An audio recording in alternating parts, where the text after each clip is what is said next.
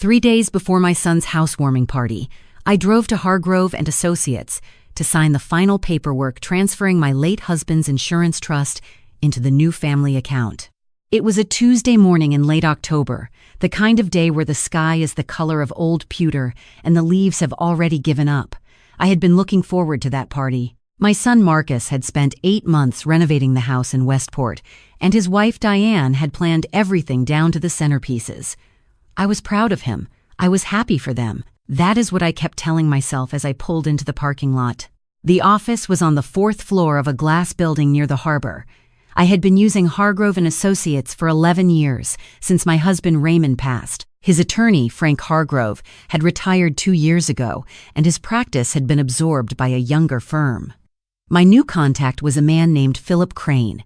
I had met him twice. He was polished, efficient, and always seemed faintly impatient with me, the way some younger men are with women my age, as if our questions take too long and our hesitations are inconvenient. The receptionist asked me to wait. I sat down in one of the leather chairs near the window. The waiting room was empty except for a woman in her late 40s sitting across from me, dark hair pulled back, reading something on her phone. She glanced up when I sat down. I nodded. She didn't smile back. Instead, she looked at me for a moment longer than was comfortable, then looked back at her phone. I picked up a magazine and did not read it. 5 minutes passed. Then I heard it. Not clearly at first. The office to my left had a frosted glass wall, and the voices coming through it were muffled, but the building was quiet and the ventilation was off, and I have always had sharp ears even at 63. A man's voice, low, measured. The notary confirmation comes through Friday. Once she signs Thursday, there's nothing she can do after that. A woman's voice, younger. And the secondary trustee clause, is that buried enough? Page 11. She won't get there. She never reads past the summary page. Marcus said so himself. I stopped breathing. The woman across from me stood up slowly, walked to the frosted glass door, and knocked twice. The voices stopped. She opened the door just enough to lean in. "She's here," she said quietly. Then she pulled the door shut and walked back to her chair. She sat down, looked at me directly, and said nothing for 3 full seconds. Then she said, "Do not sign anything today." Her name was Patricia Osei. She was a forensic accountant who had been hired 18 months ago by a separate client whose estate had been quietly dismantled by Philip Crane. She had been building a case. She had not expected me to walk in today. She had not expected to have to make a choice this fast. But she made it. She told me what she could in 4 minutes before Philip Crane's assistant came out to collect me. The secondary trustee clause on page 11. Marcus's name, not mine. The insurance trust Raymond had built over 30 years, $2.1 million, shifting to a joint account that Marcus alone controlled. The house in Westport. Not a renovation. A base of operations. Philip Crane had done this before, she said. 3 times that she knew of. Always older widows. Always a family member involved. Always a notary scheduled before the client had time to read slowly. "Smile when you go in," she said quietly. "Don't let them know you heard me. And whatever you do, don't sign." I stood up. I smoothed my coat. I picked up my purse. Philip Crane met me at the door with a handshake and a practiced smile. He was 41, trim, the kind of man who kept his office very cold and his sentences very short. "Margaret," he said, "good to see you. I think we can get you out of here in 20 minutes. I smiled at him. "That would be lovely," I said. I sat down across from his desk. He slid a folder toward me. Blue cover, white label. Raymond L. Hartwell Estate Trust Amendment and Transfer Authorization. I opened it to the first page. "The summary is on page 2, Philip said. "It covers everything you need." I turned to page 2. I read it slowly. I asked about a clause on line 7 that I already understood. He explained it. I asked again. He explained it again, more carefully this time. The way you explain things to someone you have already decided is not quite sharp enough. I nodded. "I asked about the filing timeline," he answered. "I asked whether Raymond's original executor notation transferred with the amendment or required a separate filing." He paused. "That's handled automatically," he said. "I'd like to see that in writing before I sign," I said. "I want to take this home and read it with my reading glasses. Mine are in the car." He smiled, but it didn't reach his eyes. "Of course, I can have a copy ready for you by tomorrow morning." "That would be perfect," I said. I left without signing. I sat in my car in the parking garage for 11 minutes. I did not start the engine. I watched the elevator doors across the concrete floor, and I thought about Raymond. He had built that trust over 3 decades. He had updated it twice, once when Marcus was born and once the year before he died, when he sat across from Frank Hargrove and said, very quietly, "Make sure Margaret is protected.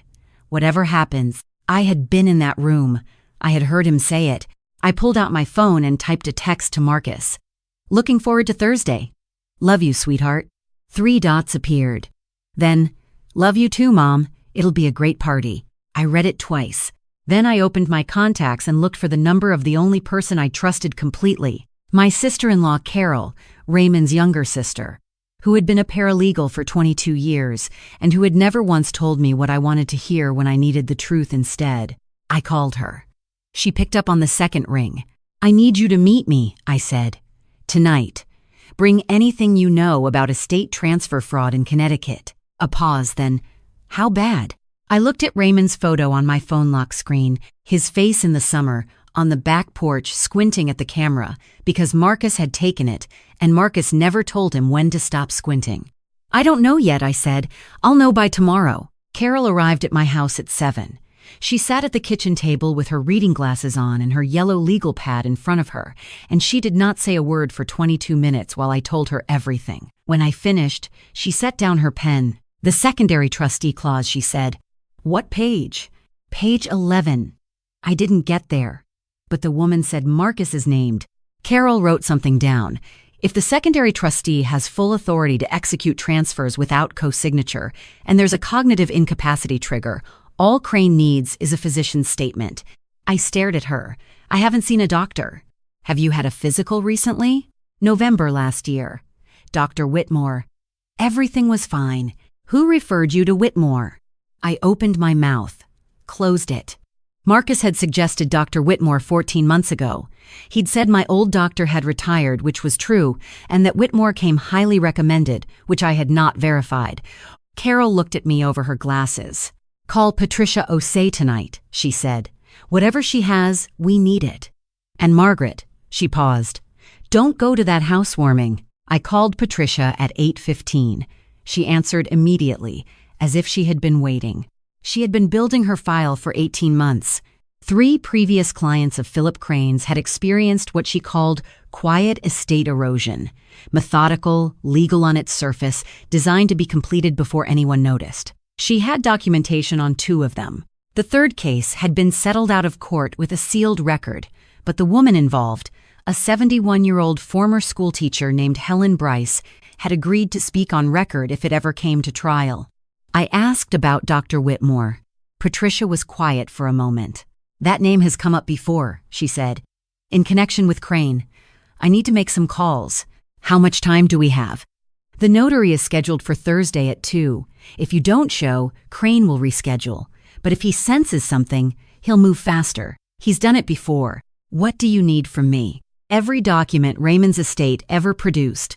The original trust, every amendment, every letter from Hargrove going back 11 years. And access to Marcus's financial records if you can get them." "I can't get those." "Does Marcus have a business partner? A firm he uses?" I thought for a moment. "His firm, Westport Capital Group. His partner is a man named Dale Forsythe. Dale's wife, Ellen, is in my garden club. We've known each other for 8 years. Would Ellen talk to you?" "She would if I asked her the right way." "Then ask," Patricia said. "And Margaret, be careful with Marcus until we know which side of this he's on." That was the hardest sentence I had heard in 30 years. I did not sleep. I lay on top of the covers in the dark, and I thought about Marcus at 7 years old sitting on Raymond's shoulders at the state fair, both of them laughing at something I couldn't hear from where I stood watching. I thought about the year after Raymond died, when Marcus flew home from Boston every other weekend for 4 months and sat with me at the kitchen table while I went through the finances and tried to learn what Raymond had always handled. I had believed, completely and without reservation, that my son was the best of Raymond and the best of me. I still wanted to believe it. At 5 in the morning, I got up and made coffee and opened my laptop. I searched Philip Crane's name, his firm bio, his LinkedIn, 3 civic committee memberships. Nothing unusual. I searched Westport Capital Group, healthy website, professional photography, Marcus looking confident in a charcoal suit. I searched Marcus Hartwell Financial Fraud Connecticut and got nothing. I searched Diane Hartwell, his wife, former marketing director, quit her job 2 years ago, no online presence since. 2 years ago was when she and Marcus started talking about the house. At 7, Carol called. I found something. Crane filed a power of attorney amendment on behalf of another client in 2021.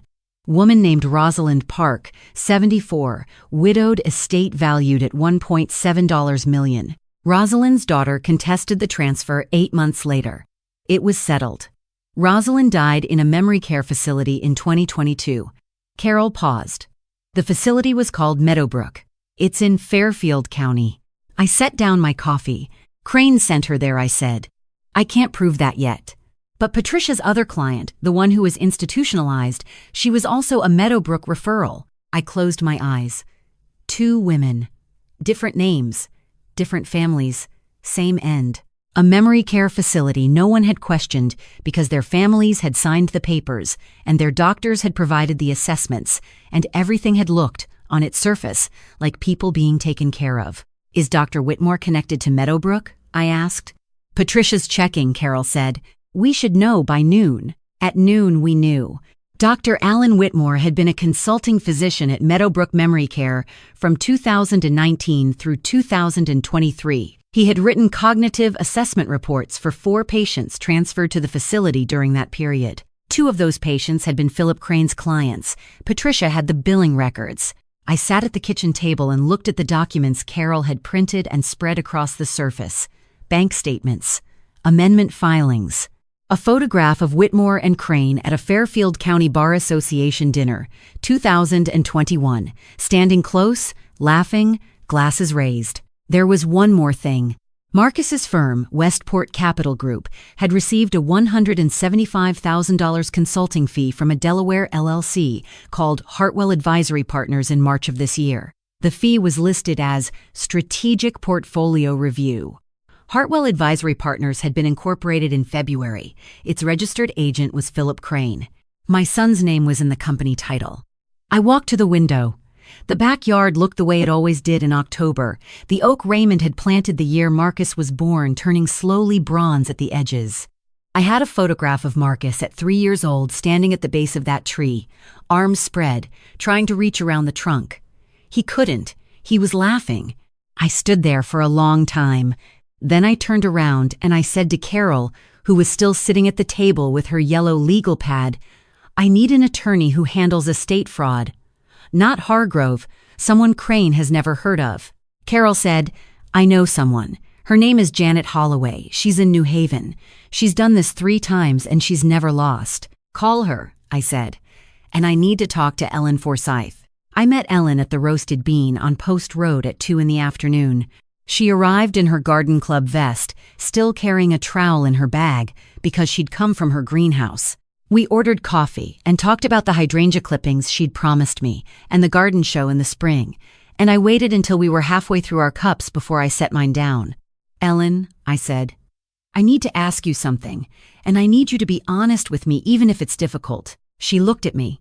Ellen Forsyth was 61 and had been married to Dale for 34 years, and she had the particular steadiness of a woman who has seen her share of things that required steadiness.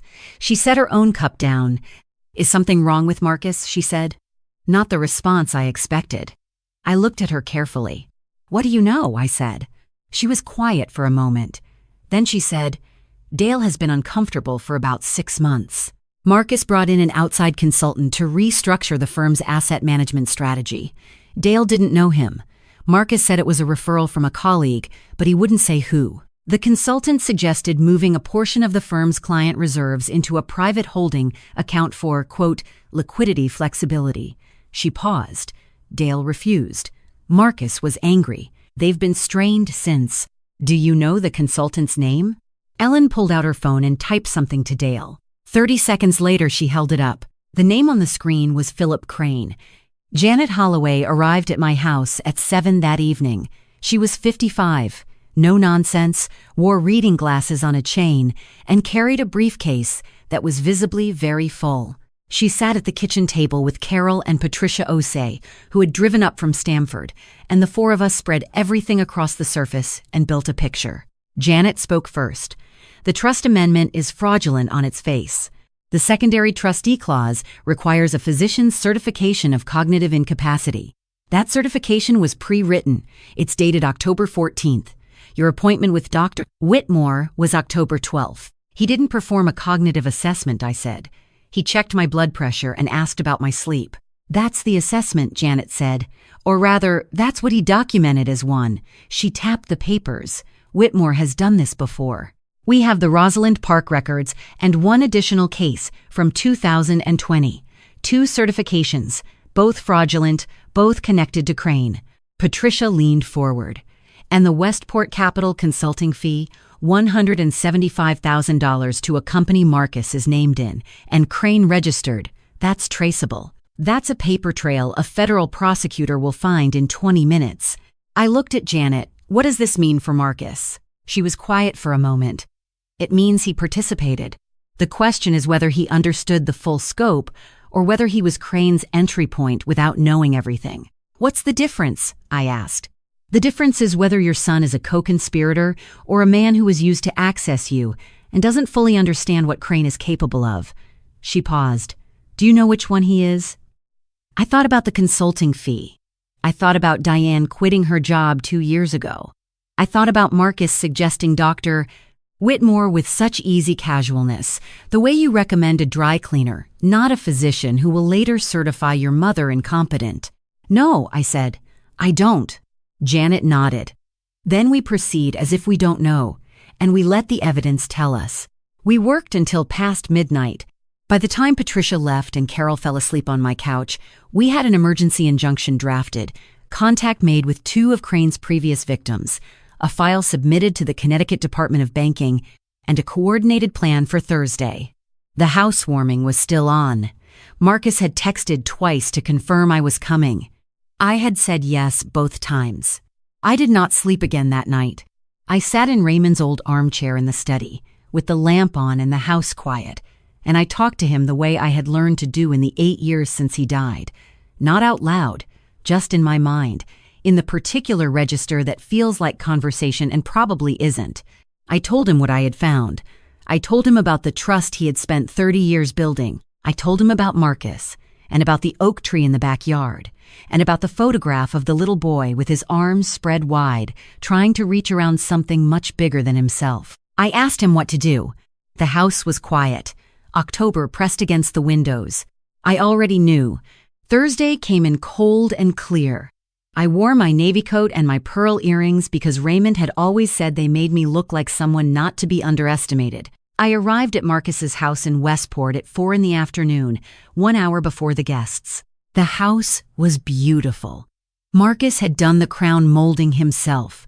There were fall flowers on every surface, and the kitchen smelled like something Diane had been cooking since morning. She came to the door when I knocked, kissed my cheek, and said I looked wonderful. I said the house was perfect and meant it. Marcus came down the stairs in a pressed shirt, relaxed and happy, and hugged me the way he always had, both arms, the way Raymond used to. I held on 1 second longer than usual. I'm so glad you're here, he said. Me too, I said. I wouldn't miss this. Guests began arriving at 5. Neighbors, colleagues, Dale and Ellen Forsyth, who caught my eye across the room and gave me a small nod. A few of Marcus's clients, Carol, who had driven down and was standing near the fireplace, holding a glass of sparkling water with the particular stillness of a woman who is paying attention to everything. At 6:30, I found Marcus alone in the kitchen refilling a tray. Mom, he said, smiling without looking up, can you believe this turnout? It's wonderful, I said. I set my glass down on the counter. Marcus, who is Hartwell Advisory Partners? He went very still. It's a Delaware LLC, I said.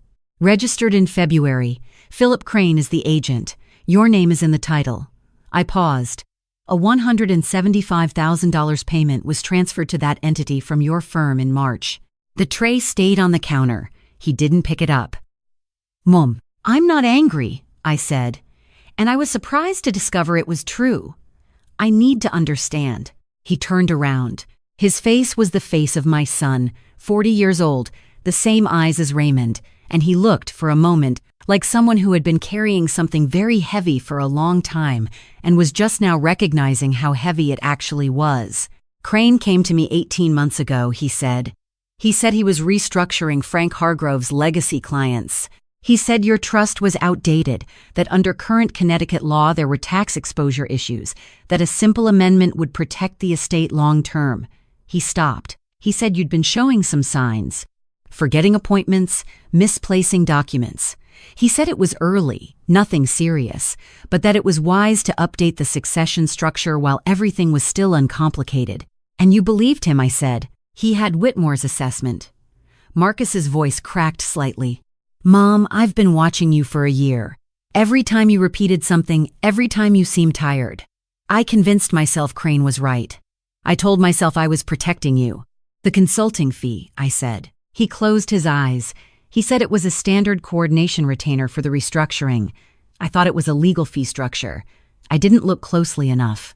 I should have looked closer. He opened his eyes. "What did you find?" I told him. All of it. Rosalind Park, Helen Bryce, the pre-written cognitive certification, Meadowbrook, the pattern that went back at least 5 years. The color left his face by degrees. "He was going to put you in a memory care facility," I said, not as an accusation, as a fact that needed to exist between us in the open air. He had already selected it, the same one where Rosalind Park died. Marcus sat down on a kitchen stool and put both hands flat on the counter. From the living room, we could hear the party continuing. Glasses, conversation, someone laughing at something. "What do you need from me?" he said. "Everything. Every email from Crane, every document you signed, every conversation you remember. Janet Holloway is my attorney. She needs it by tomorrow morning." He looked up. "Janet Holloway from New Haven? You know her?" Crane mentioned her once. He said she was a problem. His jaw tightened. That should have told me something. At 7:30, I stood by the fireplace with a glass of water and waited for the right moment. Carol was near the door. Janet was standing near the back hallway. Patricia Osei had arrived at 7, introduced herself to no one, and positioned herself near the credenza where Marcus had, as we had agreed, left his laptop open to the Hartwell Advisory Partners Incorporation documents. I did not have 180 guests. I had 31. Neighbors, friends, people Marcus had known for years, 2 of whom were clients whose portfolios had been managed through Westport Capital Group. I had asked Janet whether we needed a larger stage. She said no. She said what we needed was the right witnesses in the right room at the right moment, and that 31 was more than sufficient. At 7:45, Philip Crane arrived. He had not been on the guest list. Marcus had not invited him, but he walked in as if he had been expected, with a bottle of wine and a handshake for the nearest person, and his eyes found me across the room immediately. He smiled. "Margaret, I was hoping you'd be here. We should reschedule for tomorrow. The paperwork is ready, and I want to make sure we get this wrapped up before the weekend." "I know," I said. "I think we should talk about it now, actually." Something shifted in his expression. "Not much, just enough." "This isn't really the time," he said. "I think it is." I looked past him. 2 men in sports coats near the door were not neighbors. They were investigators from the Connecticut Department of Banking, and they had arrived with Patricia 20 minutes ago. "I've been reading page 11, I said. Crane's smile held, but his eyes moved to the door, to the 2 men, back to me. "Margaret, I don't know what you think you've seen. I think I've seen a secondary trustee clause that transfers complete fiduciary control of my late husband's estate to my son without my knowledge, contingent on a cognitive incapacity certification that was written 2 days before the appointment at which it was supposedly determined." I kept my voice level, conversational, the way Raymond had always dealt with difficult negotiations, quiet and certain. "I also think I've seen Rosalind Park's name, and Helen Bryce's." The room had gone quiet. The guests closest to us had stopped their conversations without quite realizing it. Crane took a step back. "This is inappropriate." "Dr. Whitmore," I said. "Meadowbrook." The $175,000 payment to Hartwell Advisory Partners, which you registered in February using my son's name without his full understanding of what it would be used for. I paused. How many times, Mr. Crane? He turned to leave. The two men by the door stepped forward. One of them said his name, quietly, and Crane stopped walking. Janet came forward with a folder.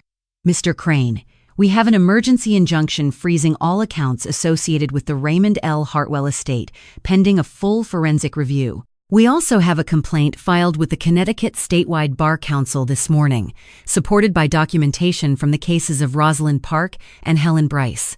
She handed him a copy. You'll want to call your attorney. A man near the back said, "Is this real?" Marcus stood up from the chair where he had been sitting. "Yes," he said. His voice was steady. "I brought Crane into my mother's estate because he told me she needed protection. He lied to me, and I didn't look closely enough, and I am sorry." He looked at me. "Mom, I'm sorry." The room was very quiet. I looked at my son, 40 years old. Raymond's eyes, the boy who couldn't reach around the oak tree. "I know," I said. Dr. Whitmore was interviewed the following morning by the Department of Banking investigators and a representative from the Connecticut Medical Board. He retained an attorney within the hour, which Patricia said meant they had found something quickly. His consulting relationship with Meadowbrook was suspended pending review. His cognitive certification of my case was formally invalidated 2 weeks later. Philip Crane was arrested on November 12th. 5 charges: wire fraud, elder financial exploitation, falsification of legal documents, breach of fiduciary duty, and conspiracy. The cases of Rosalind Park and Helen Bryce were reopened. 2 additional clients came forward within a month of the arrest being made public. His law license was suspended immediately. Marcus cooperated fully. He handed over every email, every document, every conversation note he had. Janet submitted his cooperation agreement to the prosecutor's office in the first week. He was not charged. The $175,000 was returned to the estate. Diane had known something was off, she told me later, over coffee at my kitchen table in December. She had not known the specifics. She had asked Marcus twice, and he had reassured her. She had let it go because she trusted him, and because she had wanted the house to be real and the new beginning to be real. And sometimes we let things go because we want the story we're in to be a good one. I understood that. I had done the same thing for nearly a year. It was Carol who helped me see the rest of it, one evening in November when we were sitting at the table after dinner and the house was quiet. "You keep asking how Marcus could have let it happen," she said. "But Margaret, you've been so busy being Raymond's widow and the keeper of Raymond's estate that you and Marcus haven't really talked in 3 years. Not talked." Crane walked in and said your mother needs protection, and your son believed him because your son didn't know enough about you anymore to know it wasn't true. I looked at her. "You made yourself a monument," she said gently, "and monuments are easy to convince people need managing." I sat with that for a long time. In January, Marcus came over on a Sunday, and we raked the backyard together, which was slightly absurd because it was January and there were no leaves, but neither of us said so. We just raked the dead winter grass and talked. About Raymond. About the early years of the firm when Marcus was in middle school and I used to bring him to the office on Saturdays and let him spin in the desk chair while I went through quarterly reports. About the things I had never told him about the years after Raymond died, the fear, the actual fear, of losing the trust he had left me, of not being adequate to the task of protecting it. "I didn't know you were afraid," Marcus said. "I didn't want you to know," I said. "I thought protection meant not showing the fear." He leaned on his rake. "That's the same thing Crane did. He protected you by not telling you what was happening." We looked at each other. "Fair point," I said. He laughed. So did I. It was the first time I had laughed since October, and it felt like something loosening. In February, Patricia Osei called to say that Helen Bryce had testified in the Crane preliminary hearing and had been, in her words, magnificent. Helen was 71 and had prepared a 40-page binder of documentation that she carried to the stand herself. The prosecutor had told Patricia afterward that she had been the clearest witness he had seen in 11 years. I sent Helen a letter. She wrote back, 4 pages, handwritten. She said she was glad it was over. She said she was glad she hadn't been alone. She said she had started a garden. In March, the Raymond L. Hartwell Trust was formally restructured by Janet Holloway. New language, new protections, dual signature authority on all amendments, an independent trustee review clause that required 2 attorneys to sign off on any changes to the succession structure. Raymond had built something solid. We made it harder to reach. In April, I had an independent cognitive evaluation. Dr. Sarah Park at Yale, 2 days of testing. Her report was 17 pages. Summary: no evidence of cognitive impairment, memory function in the 91st percentile for my age group, executive function strong, processing speed excellent. I brought a copy to Janet. I brought a copy to the medical board. I kept one on the desk in Raymond's study. In May, Marcus and Diane drove up on a Saturday, and we planted something new at the base of the oak. A rose of Sharon, because I had always wanted one, and kept saying I would get to it later. We planted it in the afternoon, and the light was very good, and Diane took photographs. In one of them, Marcus and I are both looking at the tree instead of the camera, both of us with our hands in the dirt, and you cannot tell from the photograph what the previous year had been. That is the one I framed. I want to tell you something. If you've stayed with me this long, I used to think that protecting what Raymond left meant keeping everything behind glass. Preserved, controlled, managed, not touched. I thought that was love. I thought that was loyalty. What it actually was distance. Philip Crane did not find a crack in my estate. He found a crack in my family, and that crack had been there for years before he arrived. Quiet and unattended, growing slowly the way cracks do when no one looks at them. My son did not betray me because he was greedy. He was led to it because he did not know me well enough to know the story he was being told was false. And I had kept him at that distance because I thought keeping him at a distance was the same as keeping him safe. It wasn't. The women who fall victim to what Crane did to Rosalind Park, to what he tried to do to me, they are not weak. They are often the strongest women in every room they enter. But strength without connection is just isolation with better posture. And isolation is the first thing men like Crane look for. If you are watching this, and you have spent years being the one who holds everything together, please hear me. Put something down. Call the person you have been meaning to call. Sit in the yard with someone you love and plant something in the ground together, even if it's January, even if there's nothing to rake. You cannot protect what matters by keeping it behind glass. Raymond knew that. He said it once, years ago, on the back porch on a summer evening, and I had nodded and moved on to the next thing. I think about that evening a lot now. I got a second chance to understand what he meant. Not everyone does. Thank you for being here with me through all of it. If this story stayed with you, I'd love to hear your thoughts in the comments. And if you know someone who might need to hear it, please share it with them. You never know who's sitting in a waiting room right now, trying to decide whether to say something.